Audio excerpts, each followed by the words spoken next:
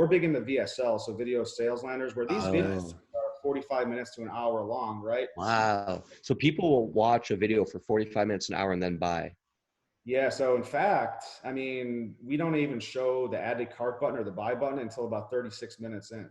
Damn.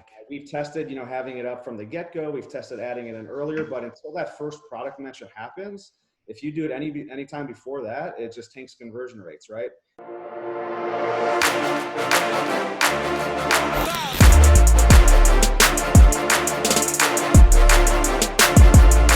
Welcome to Seven Figure Entrepreneur Podcast, the #1 podcast bringing you behind the scenes with real online earners. No fake gurus here. And today we have the wonderful Brian Hastreiter. I met this guy down at TNC. Seemed like a pretty cool guy. Really nice guy, I'll say that much. And he does a little bit of everything, honestly, a little bit of email. I think you had a network back in the day, or you still have a network. I'm not 100% sure on that, but we'll dig into that. And yeah, I'm just really excited to be here. Tyler's here too. He just skied off the slopes and snowboarded off. I got my snowboard pants on. Oh, nice, man. And he's gracing us with his presence for this wonderful podcast. And yeah, man, Brian, thanks for being here, man. Really appreciate it. No, thanks for having me. Super stoked. Yeah, it's going to be a great one, man. So how about we kind of like dig in and see like how you got into this industry and how you got to where you are today. Right on, man. Pretty crazy story. So the year's 2001, junior year of high school. Yeah. I actually started on phone sales. So it was with the New York Times selling papers. Crazy. Did it about a year. Really wasn't going anywhere. So left that job. But I knew I was really good on the phones, really good at sales. So I found an ad in the paper. So that's how you found jobs that back then, right? Paper. That's funny. For another telemarketing job.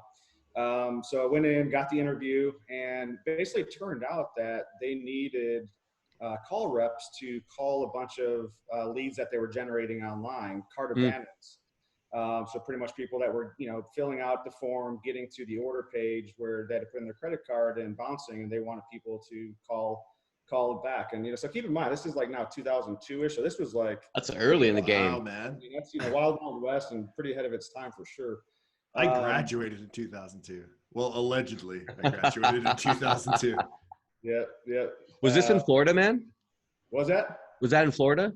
No, that was actually in Chicago. Gotcha. That's right. That was in Chicago, and I came out to Florida in 2005. But long story short, so I just, from there on out, I mean, they were just generating. I sat in the seats, and I just could not believe how many leads that, these guys were generating online. I'm like, what is going on? How are these guys doing this? And from that point on, I just like realized, the power of the internet and marketing and buying. And from there on, I was just hooked. So eventually, that boss that hired me more or less turned the keys over. So I ran his call centers for multiple advertising products, multiple products that he was doing. Did that for a few years, but all while doing that was really just engulfing myself in internet marketing and how it all worked. And it was great because I actually got to see like the other side of it, the product side, and kind of how everything works. So I was seeing how the internet, the marketing side worked, but also kind of like on the back side where the customer service and how it all worked, and more or less the offline, sales part of it. Dude, I actually think that's pretty valuable when you have a grand scope of like how things work at every stage. Mm-hmm. Yeah, no, exactly, man. Exactly.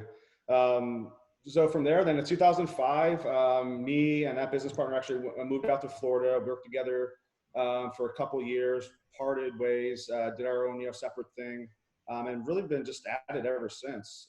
Pretty much have done it all. Like you said in the beginning, been on the publisher side, the advertiser side, ran a large CPC network. But really like two things have always been the most fun for me, and that's traffic and optimization. Nice. So really for like the past 5 years, that's what we've been focused on. So we have a full service ad agency, Third Element Marketing, which pretty much does it all, from split testing, optimization, traffic through like a little bit of a CPA like boutique network that we have. And then also data management is another service that we offer. So it's really an agency / CPA network, which I hate. We kind of like hate that word, so we call it like a boutique network because we do work with You're just some of the best. It's not like we're just brokering offers. We only have like You guys are 10. more like, it's more of a personal thing, right? Like it's It more is. I mean, we handpicked only have like, affiliates. only like 10 different advertisers we work with, but then those 10 advertisers keep cranking out products for us to promote.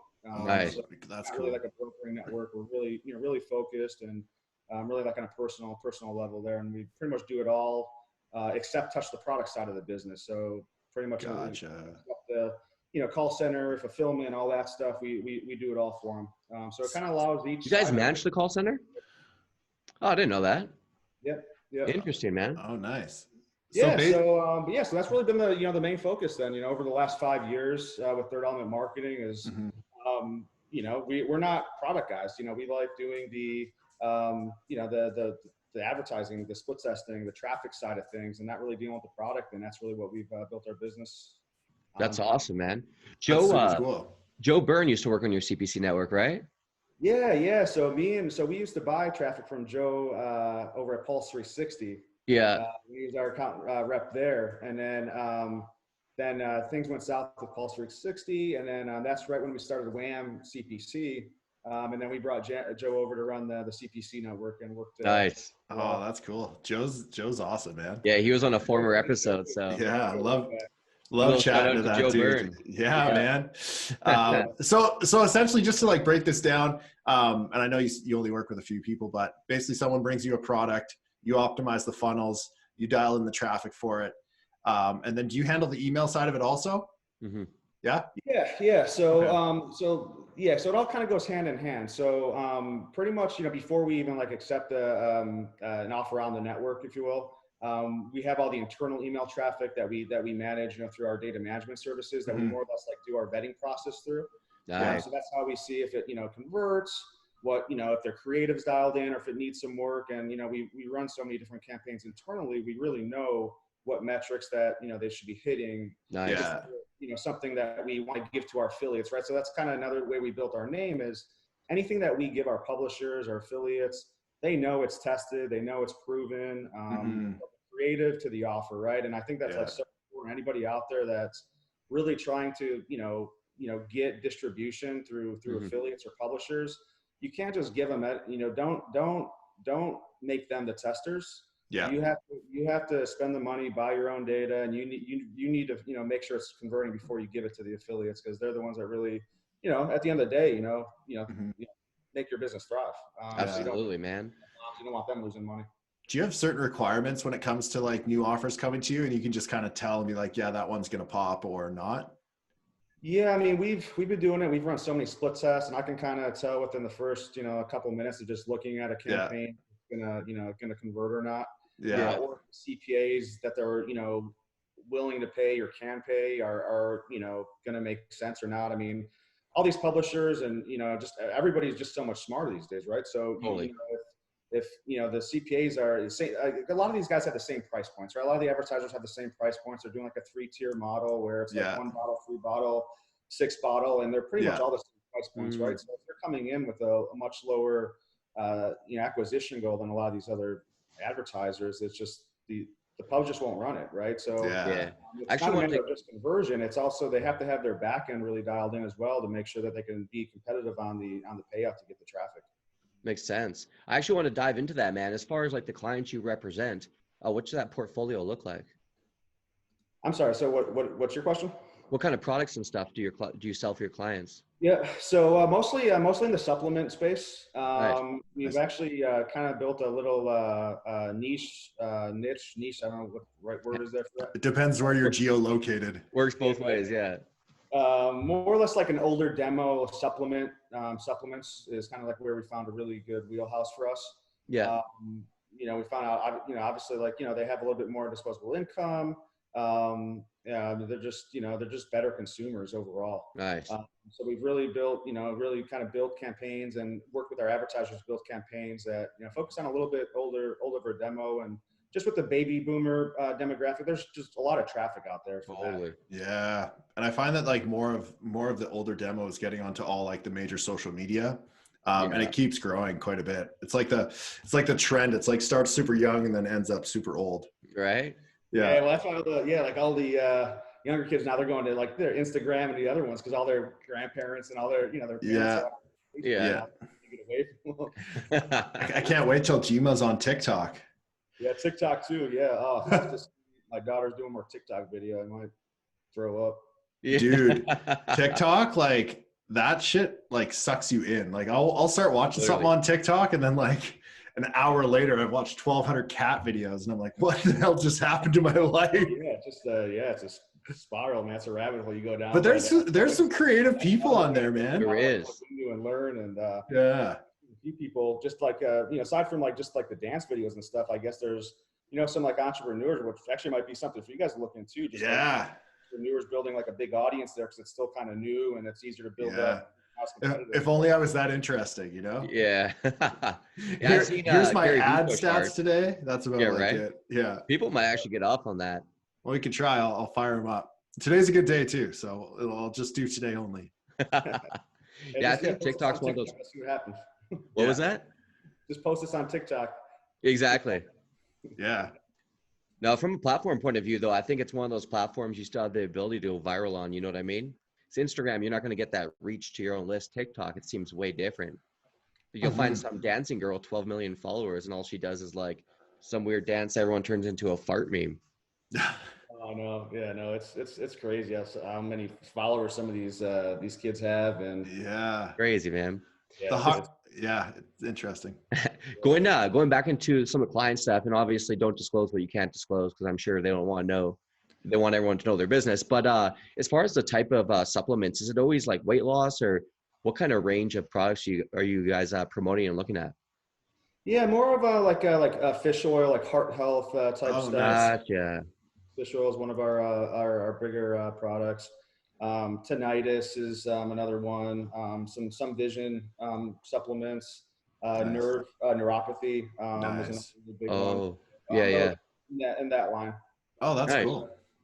Not so much weight loss. A few advertisers of us, Yeah. of ours do weight loss, but more older demo supplement type. When you guys are buying traffic from that, I imagine like it can get kind of touch and go with Facebook at times. Yeah. So, I mean, and that's kind of where, kind of goes back to like our wheelhouse. Right? So, we work with the guys like Joe Burton on the native and the social side because our wheelhouse is, email, right? Email. And just like I said, the optimization, split testing. So, you can't be the jack of all trades, in my opinion. So, Yeah, for sure. we know we're not, as up to speed as, we were on native and display and social. So we'd rather, work with a close partner that manages that can do a better job than us. Yeah. Nice. So it's still from our advertisers, perspective, we're still delivering what they want, delivering in that channel. We're not necessarily doing it in-house, but we're working strategically, with our partners to provide them all the, marketing materials to make it happen. And makes sense. I mean, it doesn't really matter who's buying the traffic as long as the cost is the same and you're getting conversions. Exactly. And business growing. Yeah.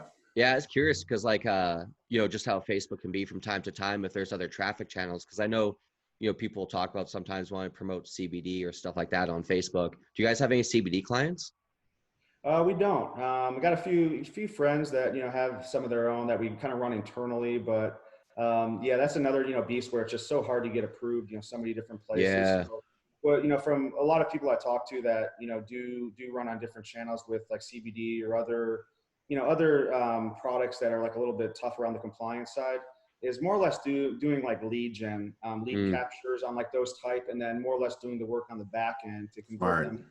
Makes sense. Whatever they're doing. So, more or less instead of going for like the right hard sale, like the direct sale, Facebook and native, you more or less kind of like, lead in with content and more or less the whole lead capture. And then you close them, through autoresponders and other ways. Different campaigns. Makes sense.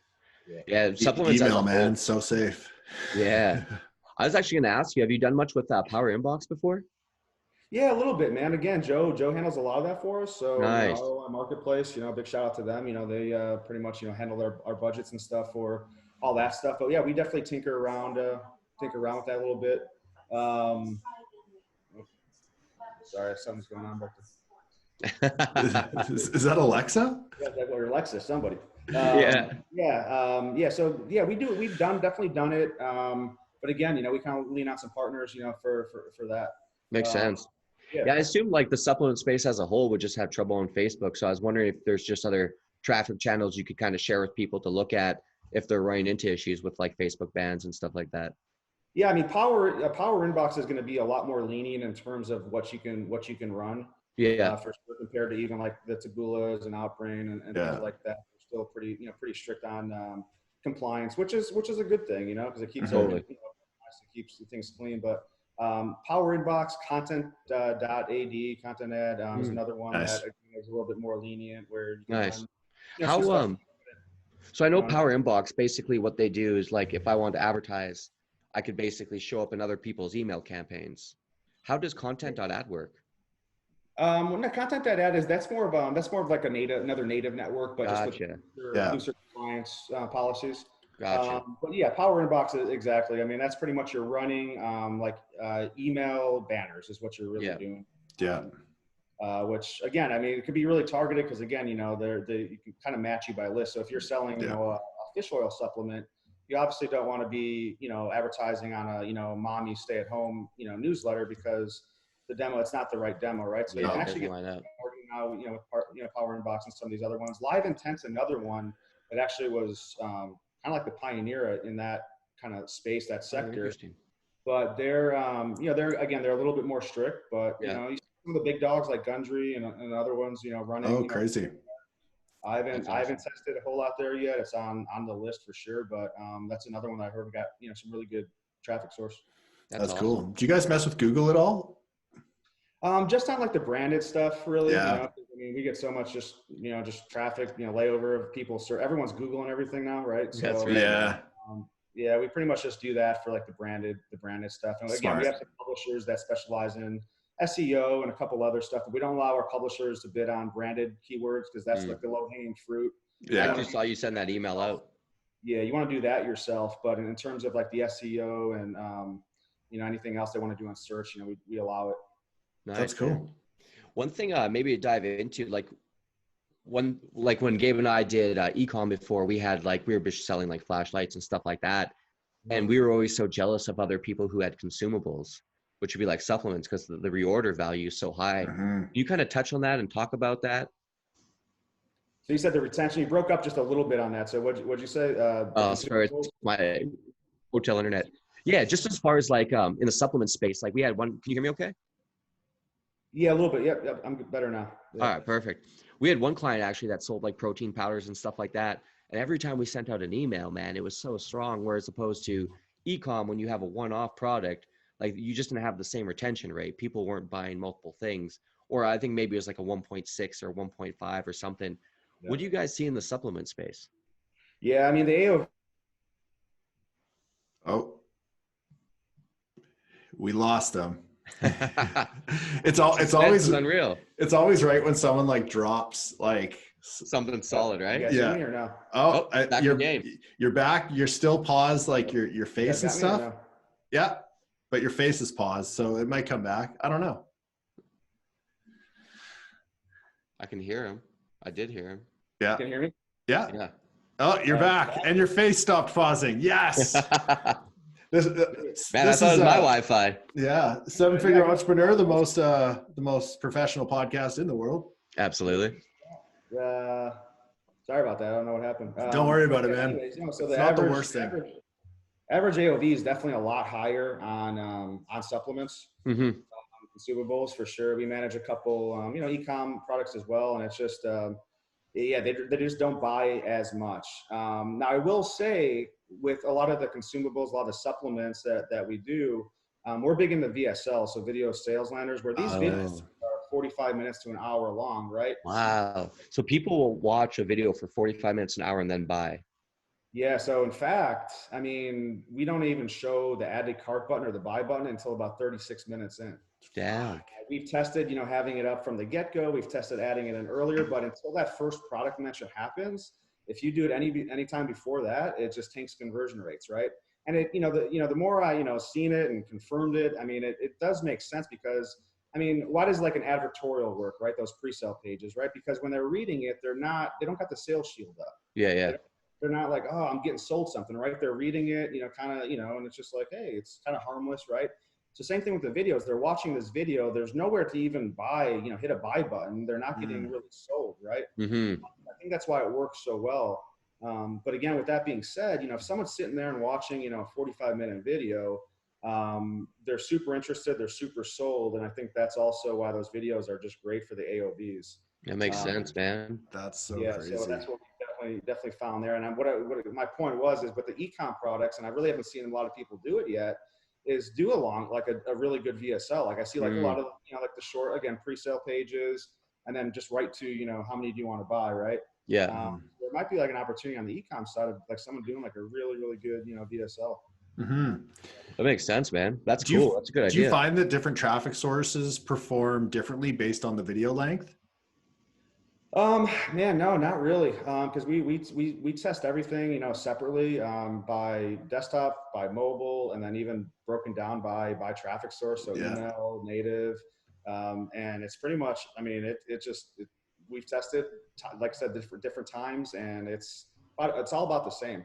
Now when you're doing VSLs on display and native, what we found is that you need a little bit of a jumper page, not a long one, but more or less just like a preview, where it just has like a headline, a sub-headline, a big image with like a play, almost like a preview, like a play with a play button, and then like a little sketch down below. Interesting. And, that's crazy. You, huh? Yeah, and we've tested that up and down, and that's going right to a video. 9 times out of 10 just never worked for us as well as doing that little jumper page. And wow, that's interesting. Again, it makes sense because if someone's they're at work, right? Yeah. And they see an ad, they click on it, and all of a sudden this video starts playing, right? Yeah. Their volume's up. What do? They're going to freaking freak out right away, right? Yeah, totally. So when they're clicking on something that's actual play button, then after that next page, they know they're going to go to a video, right? So they adjust their volume, then go and actually watch it or whatever. Man, that's interesting. Dude, that's so cool. So the pre-sale helped conversion on the VSL that is also like an hour long. Yeah, so it's actually we're at because I pushed back on it a long time, right? Because we were super close to getting native and display to work, and I'm like, I don't think we should test this jumper page, but I seen some other guys do it, and I'm like, all right, let's test it. And sure enough, it kind of put us right there because I'm like, we're adding another page, another hop, right? Yeah. We're gonna lose so many people, and it wasn't the case. You obviously lose some people, but the people that actually click through it, conversion rates made sense. That's just never trust your mind. Just fucking test and let the numbers tell you what's up. Totally. Absolutely. Yeah. That's the one rule we have here. We're always, every ounce of traffic that comes in, we always have a split test running. Yeah. Nice. Dude, you must have learned so much through all those. One actually thing that I wanted to ask you about is, because we've talked to people about VSLs before, like people who are just getting started with them and they're like, oh, I don't want it to be longer than 15 minutes, 20 minutes, etc. Yeah. Have you found a time limit that's like too much?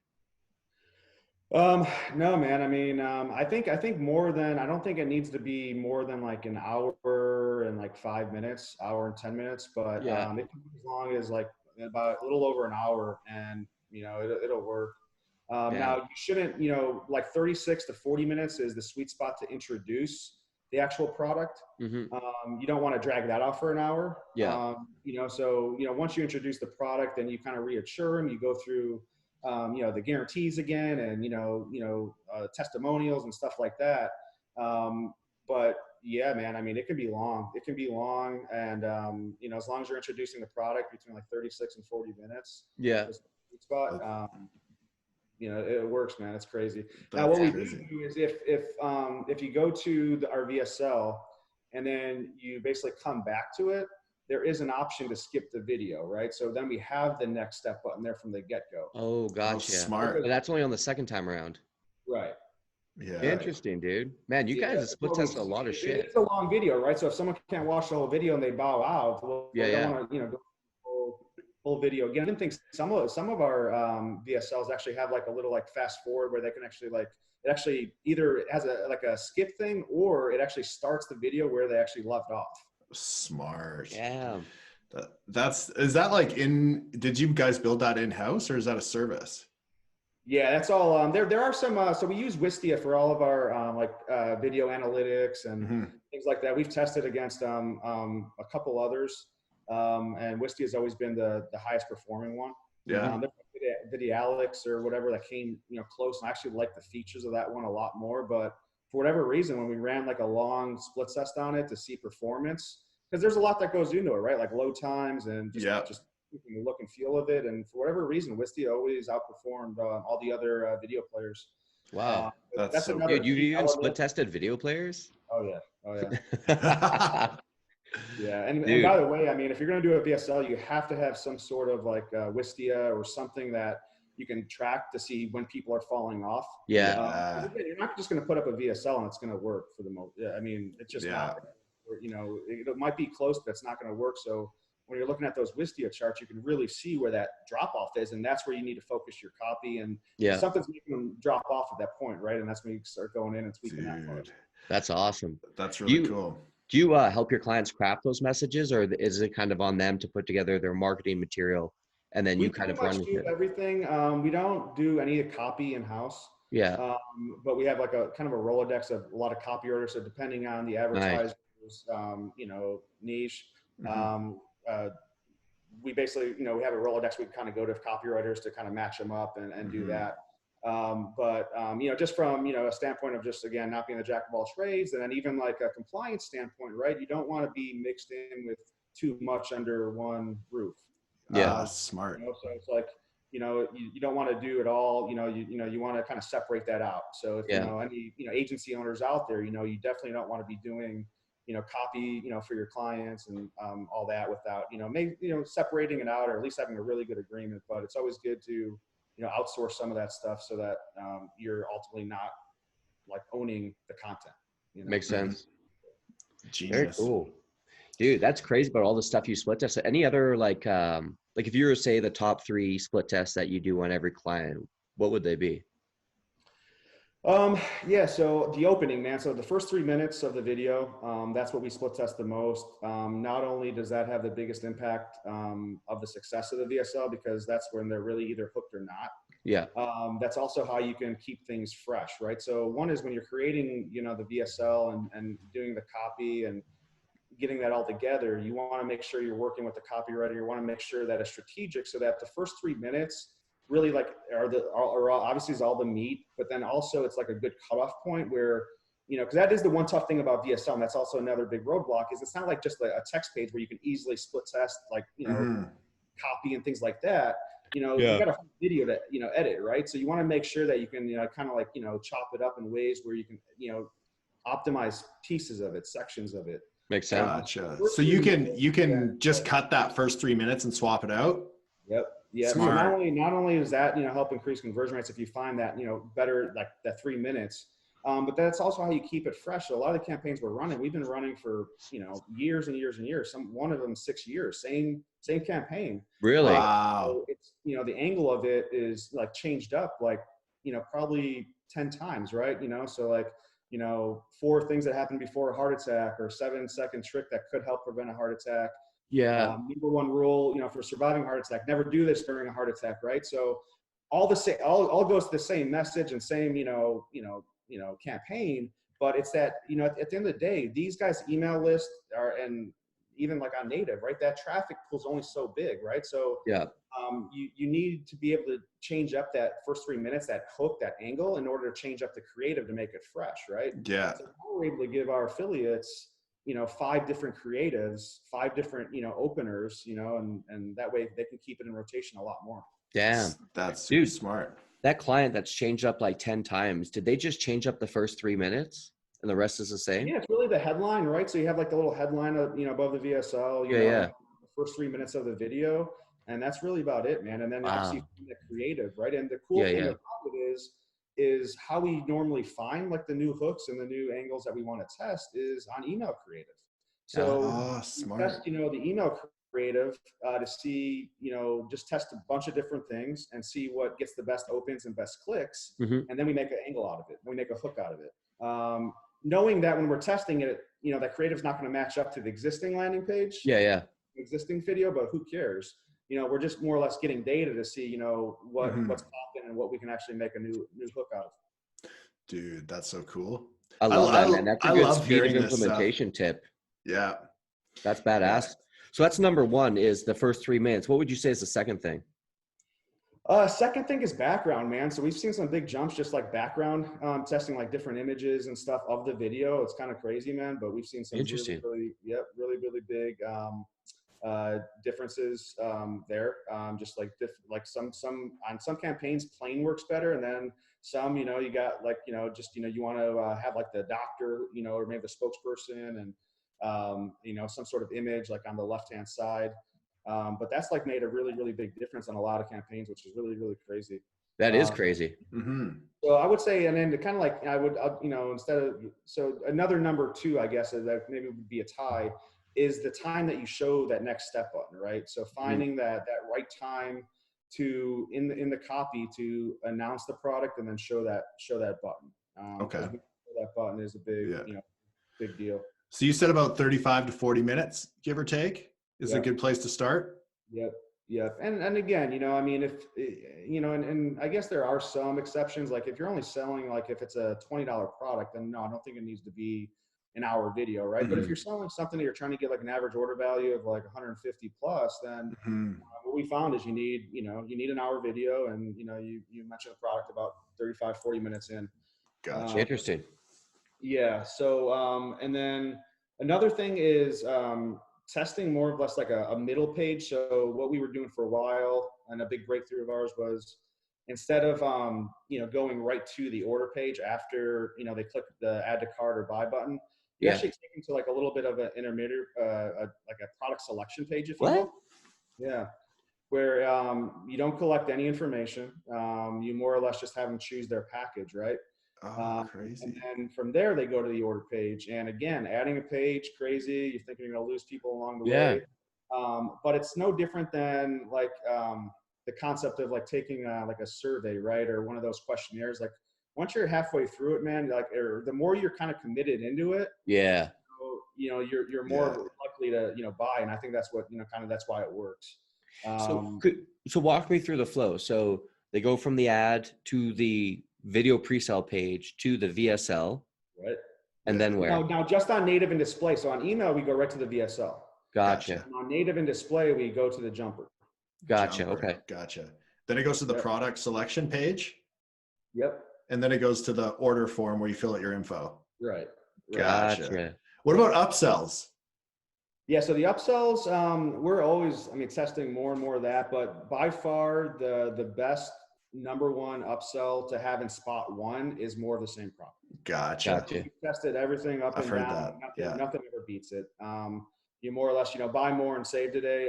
They just bought that product, right? So they're already sold on that product. You offer more at a massive discount, and that's how you're really going to. That's what makes up most of our, average order value. The extra money that we make on the upsell is just the same product. Do you have kind of target metrics you have for like the amount of people that should be taking the upsell? Like 30% of people take. Really? That's awesome. My business partner's more on like on the split testing side, so he has more on that. But I know for a fact that like I think the first upsell is like 30% is our. That's literally 1 out of 3 people, man. That's unreal. Yeah, taken, and it's like I think it's almost like a $70 upsell or something. So it adds a lot to the. Yeah, it's serious. AOV, so what do you guys generally recommend? Multiple upsells, multiple downsells? Yeah, how do you guys kind of play that out? 3 to 4, really? Yeah, 3 to 4. We don't do like downsell. So if they say no, we don't like take them to like another like discounted version of that. Gotcha. If they say no, we take them to the next one. But 3 to 4, 4 if you can get away with it, for sure. Wow. There's that happy medium. Again, it's testing, right? I know I'm back saying test everything, but depending on the product, right? If the more you build up that cart value, that's great, but then it's also more buyer's remorse likely, right? Because now you got a lot bigger of a purchase that you're dealing with. Gotcha. It's great, right then and there, right? But now you got a customer that just spent, $300. Yeah. Well, you better be happy, right? So it's that balance of, making sure that it's not like crazy, but that you get the need to pay aggressive CPAs out. What, so spot one is more of the same thing. What would you recommend after that? Just very, very, complementary, products. So, if you're doing, someone that, has, is concerned about heart health, you know, they probably are concerned about like blood pressure or something too, right? Hmm. So, you know, some sort of, you know, blood pressure supplement. Um, uh, Again, going like nerve pain, right? So, you know, neuropathy is very big with diabetics, right? So you just got to really Hmm. test different things that are really complementary to that existing, you know, the initial product. So it's different. Gotcha. There's not, you know, there's no one upsell flow that we have that's the same. Yeah. It's, but except for that number one, the number one upsell is always the more the same product, and then from there, Nice. it's testing the sweet spots. Yeah. That's actually Dude. something I've seen work really well on a welcome email, is like offer them more of what they bought at a discount. Yeah. Yeah. Yeah. Yeah. And on the thank you page too, I mean, I think that's like another piece that like a lot of people miss is, you know, so one thing that we've seen work well on the thank you pages is, you know, obviously, you know, tell them thank you for your order, check your email, you know, you're gonna, you know, get an confirmation and all that. But also, you know, give them a step where it's like, hey, we also have, you know, another, you know, special, you know, offer for you, right? If you can find a good campaign to kind of fit in there, it's a banner that just kind of links out to another non-competitive offer, right? Yeah. Hmm. So if it's a health, you know, if you're doing a health supplement, obviously you don't want to send them to somebody else's, you know, supplement offer, right? Yeah. You want But to keep them in send them to house. maybe, you know, like an Agora Financial or something else that's non-competitive, they can Hmm. earn like a really nice, you know, CPA on right then and there. It works, man. So we've seen like anywhere from like $3 to $5 per customer that you know that adds on. Yeah. Which again, I mean, if you're doing some volume, I mean, it adds Yeah. up. Yeah. Totally. That's crazy. Do you try and run profitable like internally, or do you just try and break even and then make it up on the back end? Yeah, it's. I mean, in order to be competitive, man, if you want volume, it's super tough. I mean, I think it's not very realistic. I mean, to break even or be profitable. I Yeah. think break even is definitely doable, but to profit on day one is just. I mean, if Yeah. you're profiting on day one, that means you're not paying out enough Gotcha. to get the results. Interesting. Yeah, man, it's so different. I'm from like the lead gen affiliate side, right? So it's just like something that I don't really think about that often. Yeah. So I think like what I see a lot is like, you know, minus like 5% like day one is like between that and a break even. If you can do that, then you're in pretty good shape. Yeah, interesting. What so then let's talk about like more of the some of the back end stuff. So they've persons seen an ad, gone to a jumper, gone through the VSL product page, bought their shit, upsell 1, 2, 3, 4, and then what comes after that? It's the email, right? Well, the thank you page. So the thank you Oh, page, and then from there on, yeah, man, it's really just on the email side, right? And then you know, SMS is something that we're you know learning more and more Cool. about, and you know, getting more involved with as well. nice. We're testing a few things. I've seen some others test that you know looks like it's going well. We're more or less, you know, getting again the big scary thing about SMS is being compliant, right? Yeah. Unlike email, you know, where it's a little bit more relaxed, and as long as you know you're CAN-SPAM compliant and you got you know your California stuff in order, you know, you're pretty good, especially if it's your own customers. But you know, text with the TCPA and it's a little bit you know more intricate in the way you have to handle that. So. So one thing that again, like I don't have a lot of data on it, so I'm not saying that you know it's something everyone should go out and do. But a concept is, hey, you know, and even on the thank you page, we're testing this is text this number for your free gift, right? Oh, So it's almost nice. like you know, radio things where it's like you're texting in to you know receive a special offer. Well, Yeah, same, yeah. and that actually constitutes as a legit opt-in, right? An SMS opt-in if someone texts that number and then they confirm. So Smart. yeah, so again, I mean, because you know SMS is definitely huge. It's Yeah, huge. the open And rate's with insane. email deliverability getting tougher and tougher. Not to have an SMS list is just you know you're losing out for sure. Yeah, it Yeah. makes sense. Do you guys Yeah. do any push? A little bit, man, a little bit. We've actually tested it, and like on half of our advertisers. Are you talking about for advertising, or actually like on our processes or on our advertisers? For just for advertising? Yeah, we have a few sources that we go to. It's a tricky game, man. It's definitely tricky. It's we don't accept push traffic from affiliates just because it you know gets a little hairy. Yeah.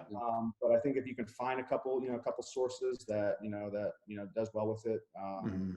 and you trust, then it's a great source for sure. I know Flatiron Media, My Daily Moment, they have a lot of good push traffic. So anyone's looking, that Oh, would be a interesting. good place to start. Good group over there, and again, I think that would be a really good starting point. Anybody looking to buy some push traffic, Yeah. Flat Media is a good spot. Cool. Could you actually, so generally, just for people who don't know, push traffic is like when you go to a site and a little desktop notification pops up and say, would you want to receive notifications from this site? And then there's like allow or don't, right? Yep. Yeah. As far as like the consensus I've seen, a lot of people don't like push traffic. And so I guess it's just like a poor quality thing. Do you have any tricks or recommendations that you would give people to help basically help convert that traffic and pull better quality out of it? Yeah, so I mean, again, there's really like two sides of push, right? It's either if you're trying to build your own push list, there's a lot of stuff you can do, and if you're buying push, there's stuff you can do. So I guess we'll start with if you're building your own, so if you want to put push and start building your own push list, which is super smart, good thing to do. But again, test it, right? So like on some of our advertisers, like having the push opt in actually hurt conversion rates because it's a I little can see that. pop-up that happens. Yeah. So I think a lot of these guys just put on the push and that's great. They're building this huge push list, but they don't know what it's doing to conversion rates, right? Yeah. So you definitely need to test it. And if it doesn't impact conversion rates or maybe even just a little, it's worth building. Because again, I mean, email deliverability is tough and tough, it gets tougher and tougher. It's always a struggle. So between SMS and push, if you can build those audiences up, it's super smart to do. So again, test that. And if you're building your own list, that's a great way it's almost like an offline autoresponder. So what you can do is once somebody opts in to be part of your push list, and they abandon, you can actually start sending them push and like, hey, come on back. Almost like an email autoresponder, but right on the desktop. That's smart. What service do you recommend for that? Push Nami is good. Nice. Yeah, Push Nami is kind of the go-to for that one. The other one's slipping my mind. The other big one. Notify? No. Oh my God, I'm drawing a blank. But Push Nami. I mean, that's Pretty good. That's a good one for sure. That's smart too, to do the abandonment cart with the push, man. I haven't really seen. Yeah. So instead of going like right for just like trying to throw an affiliate offer, trying to like go just try to get them back, and there's nothing more valuable than having your own. Right? So first try to send them through like a little abandonment recovery series through push, and then if you don't get them, then start throwing up some offers and things like that and monetizing it. So I would say like those, I mean, that's huge, but test it if you're, wanting to add push to your site, and definitely use it as like an abandonment series. And you can send them different messages depending on how your flow's set up. So, if they make it, all the way to the order page, you should be showing them different messages than if they, bounced out right away. Right. Yeah, totally. Be smart about that. I mean, just like retargeting, traffic, you don't want to send them back somewhere where they already passed. Yeah. So, make sure they're smart about that. And then it's that's actually a good little tip right there, man, is to pick them up where they left off, not start them from the beginning. Yeah, listen, I mean, if even like, okay, so say you're running just a pre-sale page, and they already got past that page, and then they went to the landing page where they put in all their information and got to the order page. I mean, why the hell would you send them all the way back to that first page, right? I mean, send them right back to an order page with a flashing discount to get them to order. Don't take them all the way back through the process and make them fill out everything again. Makes sense. Yeah. Genius. Now if you're buying, I mean, you want to, again, make sure that it's the right source. You're going to get a lot of clicks, and you want to make sure that, the pricing model is, good, right? So the first time you kind of buy push, it's like, okay, you're looking at, like what EPCs you have and like what you think you can pay per click. But what most forget about is that those clicks are way different. Those clicks are way different than if you're going to get an email click or even like a native click. Those clicks might, only be worth 5, 7, 10 cents. Damn. Yeah. So some of the better ones, maybe 20, 30 cents. But I mean, if you're paying more than that, then you're, unless you have just a Godzilla offer, I mean, it's probably gonna be really tough to make work. So, make sure you're smart about, how you're paying. Obviously if you can just pay per sale, that'd be great. But I was actually going to bring that up, basically pay on a CPA. So you only pay when they actually convert for you. Yeah. So I don't recommend paying on a CPC to start. Now, once you have some metrics from them and, that traffic source and what that traffic backs out for you at, then you can say, okay, I can pay this amount per click. But to start, you should either do CPA or CPM. say, okay, I'm going to pay, for every 1,000, whatever, if you want to do that way, and then see what their rates are. And again, it varies how targeted you get and all that stuff. Yeah. I mean, CPA is the way to go to, if you're going to buy some push traffic, then push just a paper sale, at least out of the gates, to see what the traffic's worth. Makes sense. Interesting. Yeah. That's so low. 30 cents is like top. Hey? Yeah, no, it's pretty crazy. And then images. I mean, because on the ads, I mean, I'm sure most know what they look like, but definitely want to, you got to be creative. You got to be creative. Yeah, you only have like tiny spots. Yeah. So you do, right? So you got to make the image like really appealing in that headline, and you got to make it, just right. And again, I mean, you can carry all of that over, right? So like someone that's running a campaign that's done email, done native. I mean, they know their top headlines, they know their top copy, make sure you're using that stuff in there. I see so many that, have a campaign that, they have a winning headline, but then they're not using it on, their everything. That doesn't make sense. No, it doesn't make sense, but no. Get creative. Like, you don't want to be deceiving, but if you get a pop-up, right, it's still pretty new. So if you get a pop-up, you think it's a notification, right? So if you can more or less make that ad look like more of like, hey, it's an important notification, you're going to increase those clicks a lot. That makes sense, man. Yeah. Instead of like an advertisement, Yeah, no doubt. Let's talk about email, man. Abandonment cart series, how you guys kind of approach it, any sort of like if a customer hasn't ordered in 30 days, that type of stuff. Yeah, man. So yeah, obviously, I mean, the first three messages we're going to get most of your response from. You want to have a little bit of a delay. So if you're doing partial recovery, I mean, obviously just kind of going, just back to, basic stuff, right? Make sure you have a delay. I've seen, I talked to so many that, set up a partial recovery series. They offer a discount on the first email, but then they don't put a delay enough where all their customers are getting that abandonment, recovery where like, hey, I want the discount, right? And it's a shit show. Yeah. Customer service number. So make sure there's a good delay, on that, where they have enough time to, to basically either order or not, and that way you can scrub them out and only your prospects are getting the emails. But you want it right away, right? So, it's like 30-minute delay. And then you want to just go right into it. And really for the first 5 days, we send a message every single day. And then basically after that, for 30 days, we spread out like an email every 3 days. Gotcha. When do you offer the discount, or do you? The first couple messages, typically not. Typically not. We more or less just say, hey, we noticed, you left. Come on back. There might have been, some sort of, problem. And then really we like the second message is when we start getting into, hey, we're sorry. We just got notified that you actually may have trouble ordering. For that, we'd like to offer you a discount for the inconvenience. Our website's been flooded with traffic due to all this recent media attention online. Smart. And that works really, really well. Because whenever you give, even though they know, most likely there wasn't really a problem, they just ordered because they either didn't want to pull out their credit card or they didn't have time. When somebody gives you something or you feel like you get away with something, I mean, people take it, right? So smart. That message has always been our top performing, is just saying, hey, sorry, our fault. You weren't able to order. Here's a discount. And by far, crazy. Dude, that's a good little tip right there. Yeah, that's huge. Yeah. Damn.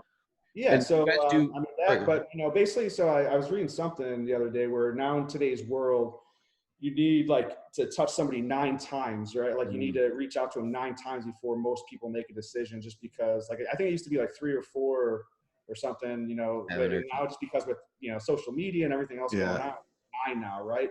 So that's another thing. Like, if you want to shorten up your series, that's fine, but make sure you at least have 9 messages in that series, so you're at least, hitting them 9 times. If they're not buying after like 9 messages, then you can start, tossing them into a more of a monetization bucket, where then you start sending them third-party offers to make some money off. Yeah. Do you if you have multiple, I mean, obviously in an ideal situation too, if you have multiple products, you know, whatever one they left, obviously you try to get them back, you know, to that one because Yeah. that's what they're interested in. That's going to be the most targeted. You're going to get the highest conversion off that one. But if they don't bite at that one, you should definitely be also cross-selling, you know, your other products. Hey, you might, you know, we realized, you know, that you didn't want, you know, to go through with this purchase, but, you know, we think you'll really like this, right? And then, you know, offer them, you know, cross-sell them, you know, some of your other stuff for sure. And then if they don't take all that, that's when you start, you know, monetizing them, sending them other relevant third-party offers. That's cool. Do you guys have a value per lead that you kind of expect from an abandonment cart user? Yeah, man. Again, it depends on, you know, if it's a full, like a full record where like they're putting in like address and all that stuff. I mean, that's more like, I think like $6 to $7 a year per record per year. Oh, nice. Like a little bit of a fall off, but that would be like a revenue goal, you know, for the first, like, you know, a year. So like $6 or so for the year. Yeah. Now, if you're just collecting email, like email and first name, I mean, that opt-in is going to be worth a lot less than somebody that put in their full address and phone number and all that. Gotcha. And these are more on straight sale offers as opposed to trials, or is it kind of true for both? Yeah, you know what?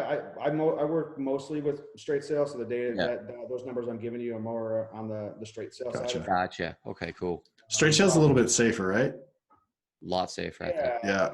Yeah. I mean, yeah, man. I mean, trial at the end of the day, I mean, unless you got like a really, really solid business model, I mean, at the end of it usually catches up with you where, you know, volume doesn't last, you know, chargebacks stay the same, chargeback rates go up, volume dip, even though you run a good business. I mean, you know, the merchant accounts don't like you getting above that 1% chargeback rate, and you get, you know, lies on you, and eventually it just, I mean, just burns. At the end of the day, I mean, it just doesn't last. So and if you're working with somebody that you're buying traffic for that's running a trial, I mean, just be smart, you know, get it pre-paid, because as nice as guys they might be, you know, if their merchant account blows up, as much as they like you, you like them. I mean, if they can't pay, and then you're, you know, holding the balance. Dude, that's smart.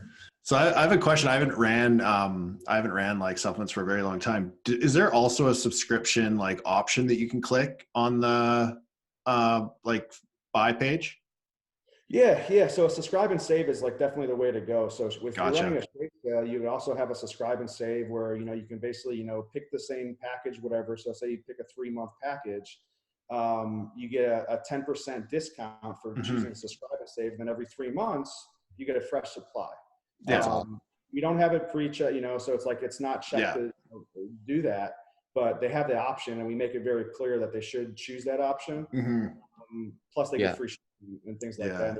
IP members. What's the percent of people that select that?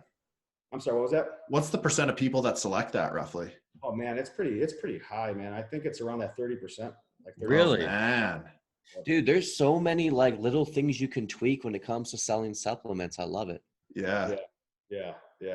Gabe, let's start a supplement. Deal. Yeah, and if you have a good product, man, I mean, the retention, you know, is you know, could be there too, you know. So, yeah, no doubt. But the subscribe and save, I mean, the you know, the membership side is, you know, still, you know, obviously huge, you know, just the whole trial, you know, model. To me, I think it's just, I'd call it dead, but it's just, it's tougher and tougher, and it's just not a reliable business model. And like, great sale, they know what they're buying, and the FTC doesn't like it very much either, do they? Or MasterCard. FTC or MasterCard. Both top plans. It's a joke for sure. I think I'm more scared of FTC than MasterCard. Yeah, agreed. As far as like the lifetime value, if someone subscribes and say it's for a 3-month package, do you ever have issues with merchant accounts then? No, because they know, I mean, again, now if you start having it like pre-checked, where like that's the option, it's not really clear, then yes. But I mean, if they're actually choosing it, then no. I mean, again, you know, you have issues with merchant accounts when, you know, refunds or chargebacks go haywire, right? So another thing that, you know, we advise our advertisers to do is a week before they're actually charged and shipped, an email goes out like they've actually already been charged and shipped. That way, if they're pissed off, they don't want it, they call in, Now your product's not even out. You really didn't even charge Dude, them. that's smart. And now you just saved a chargeback. You saved a bunch of headaches, right? Because at the end of the day, man, if they get that message and they're pissed off, you'd rather do it while, you know, you haven't charged them, you haven't sent out products. That's a whole nother expenses. When you got, you know, $30 worth of product that you also shipped out that you got to wait to get back and repackage. I mean, it's a hassle. Yeah. So, you know, again, it's about running a clean business, you know, and you Yeah. know, what we found is really effective to reduce chargebacks and refunds is send out a notice before you actually even charge them or send it out. Dude, that's smart, man. Because the merchant accounts like could be the lifeblood of your business. You lose that, you're out of luck. Yeah. Yeah, exactly. So we're getting close to the end here. I just wanted to ask you if you have any advice for someone who is looking to build their own offer, build their own like supplement line or whatever. What kind of advice could you give them to get started, and what like maybe so they don't go through the hardships that you've gone through? Yeah. Man, I would say do your homework to make sure the market's there.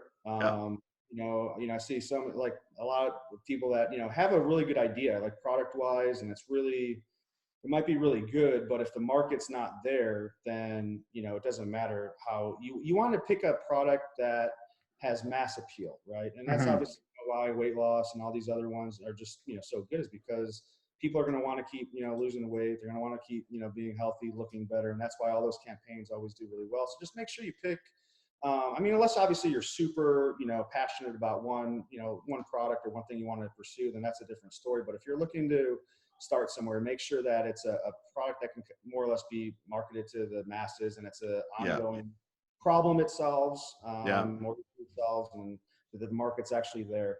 And then one other thing is, then what you do is, instead of spending a bunch of money to buy product initially, build a VSL, do all that, basically be an affiliate first, right?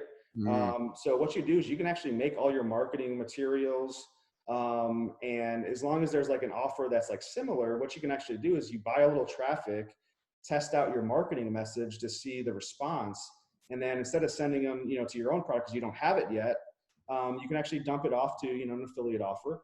That way, you know, some funds back, and now you don't have all this cash outlay of, you know, product and all that, you know, all that other stuff. So it's a great way to test market. You can even build a list, right? Saying you can collect their email, and after they submit their email saying, hey, you know, coming soon, you know, we'll keep you posted as soon as product's in.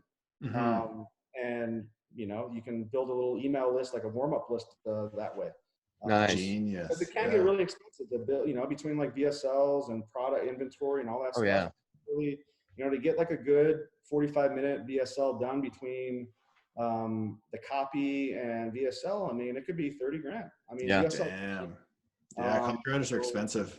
Yeah, so then that's I would say my second thing is, if you want to go, you know, into it, start with a text lander, and then basically tweak that copy as good as you can, and then that'll ultimately be your VSL script. Smart. Like the long text ones. Yeah, do the long form. Knowing that when you do a VSL, it's probably going to increase conversion rates like 20 to 30% is what we see. Nice. Wow. So, but that's a lot easier to tweak. It's not as expensive, and you can get that off the ground, and a lot easier to test. Totally, dude. That's smart. Yeah. Man. I like that. I like that a lot, man. That's genius. Shit, man. You just drop bombs like constantly the entire podcast. What happens when you know what you're talking about? Yeah. Who knew, right? Who freaking knew? Yeah. Dude, so if people are looking to help bring you on, manage their email, or help them optimize their business, whatever they're doing, do you have any minimum qualifications you look for, and what's the best way for people to contact you? Yeah, as far as like qualifications, I mean, we're looking for advertisers that definitely have a solid business model, that have a bit of a track record, that not necessarily is doing a lot of volume online, but has a sustainable business model that they're really looking to kind of take to the next level, and get mass, you know, traffic, you know, through email, native, and display. So maybe they're just doing like maybe, you know, just, you know, smaller numbers. They just can't really break through. But they know they have, you know, a good campaign and all that stuff. I mean, and then, you know, we can definitely, you know, kind of look at that.